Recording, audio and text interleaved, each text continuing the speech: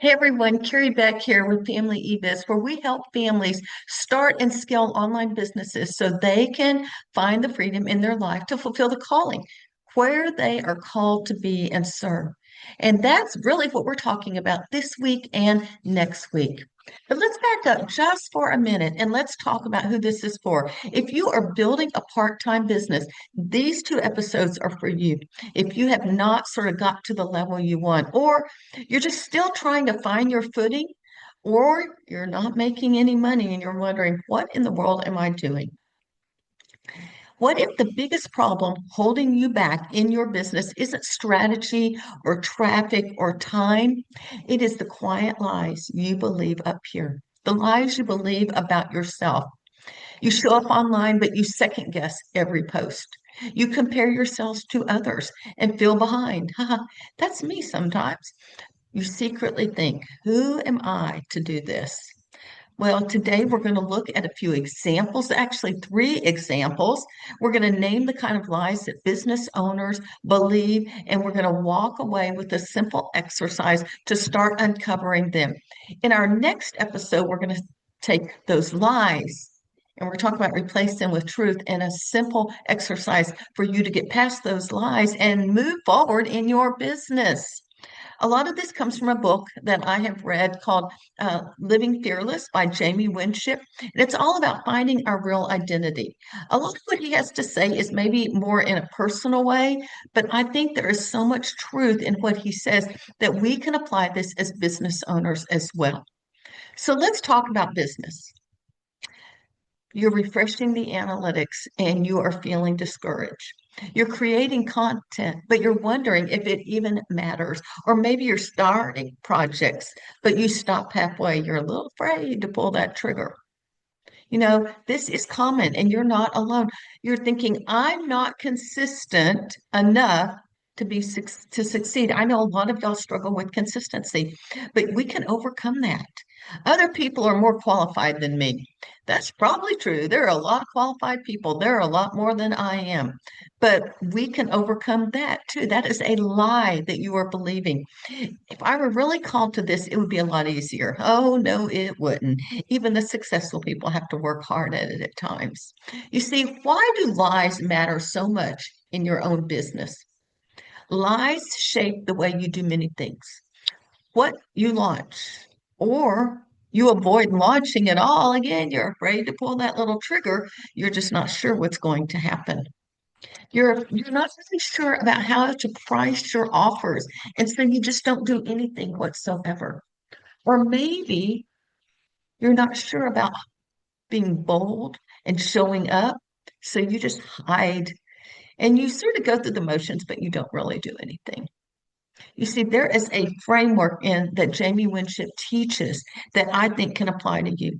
These false identities, these lies that you're believing about yourself in your business, keep you striving and trying to prove yourself or shrinking back. It just depends on the kind of person, how that affects you. And I still deal with this. I still wonder what, why. But I've learned some ways that I can overcome that because what happens is when you start speaking the truth to yourself, you bring clarity to your mind so you can make wise decisions in your business. You will find peace within yourself and then be able to move forward. And I think it gives you confidence to be able to act well. We're going to look first at a person in the Bible, historical figure. They're all historical figures. Y'all know I'm a person of faith, and so I really like this guy. He's a king, and yet when he was 10 and 13 years old, he was sitting out in the fields watching sheep. Who would have ever thought he was a king? But you see, his identity, his calling was to eventually become the king of Israel. His name is David. He was a shepherd. He was unseen, unimpressive, and overlooked by even his dad. His dad overlooked him. He had no audience to be a king, no title as king, and no public affirmation. You may feel the same way. You may think, I don't really have an audience. I don't really have a public place to do all of this. Let's listen to his story and see how it plays out. You see, his identity was formed in obscurity, maybe in a small list that you have. You're forming what you need to be successful. He was called to be a king, and that means he was a leader, he was a worshiper, and he was a protector. He was a protector of sheep from lions and bears, eventually of the men that followed him. He was a worshiper. He wrote songs out in the fields. No one heard these songs. And eventually, he wrote some of the most famous songs in the Bible. As a leader, he learned responsibility long before he had any recognition. Maybe you are mom and dad, and that God is preparing you for those kinds of things in the future, and He's using those skills to prepare you for business. Or maybe you have a small business, you have a small list, you're like, that is preparing you for your calling and identity in a successful online business. You see, a small audience season matters.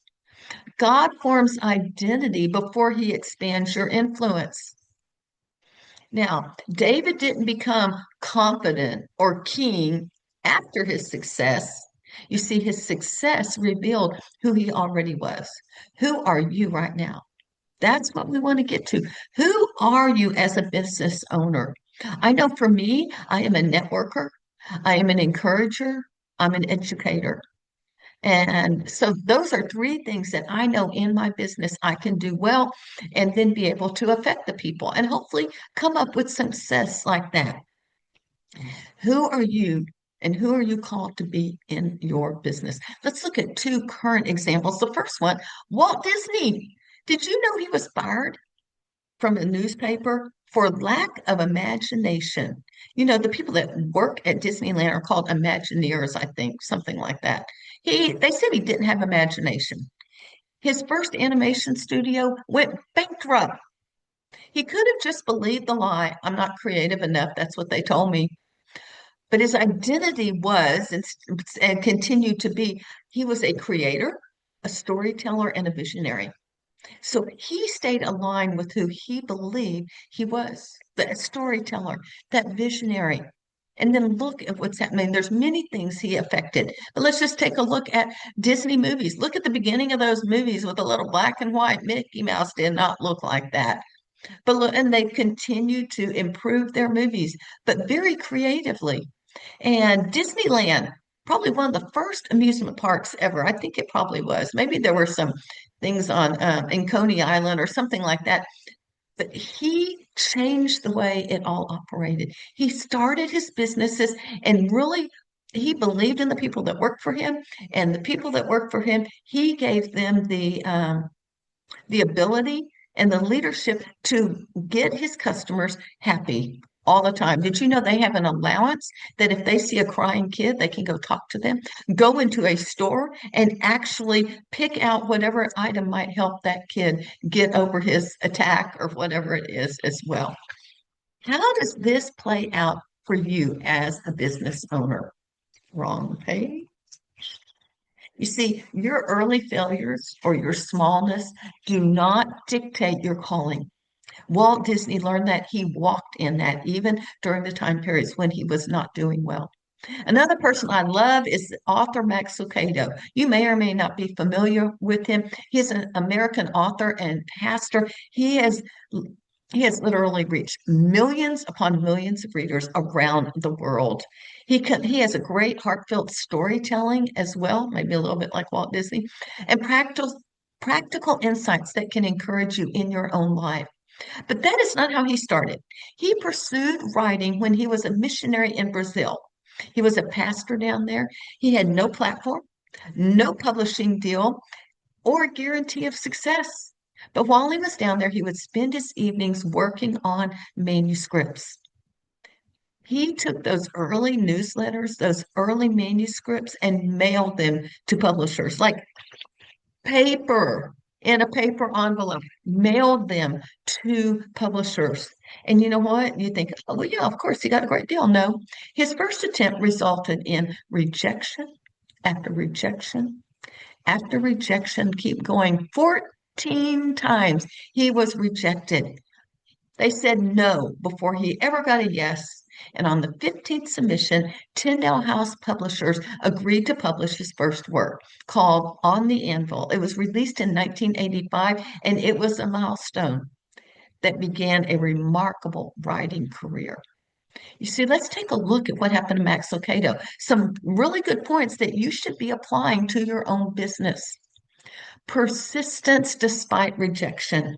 He had to go through 14 no's, didn't stop him. When I was in a network marketing business, they kept saying, count your no's instead of your yeses. It takes sometimes 7, 8, 9 no's, and then you get a yes for $300 or $400. See, same with Max Lucado. He simply kept believing his voice mattered, and that was his calling. He believed in his calling. He believed in his identity. Um, since his first book was published in 1985, he is one of the most widely published and read authors. Let me say, he's written over 40 adult nonfiction books. This is since 1985. What is that? 30, 40 years ago? Yeah, 40 years ago. He's written dozens of children's books. I have some, and I've read some to my kids and grandkids.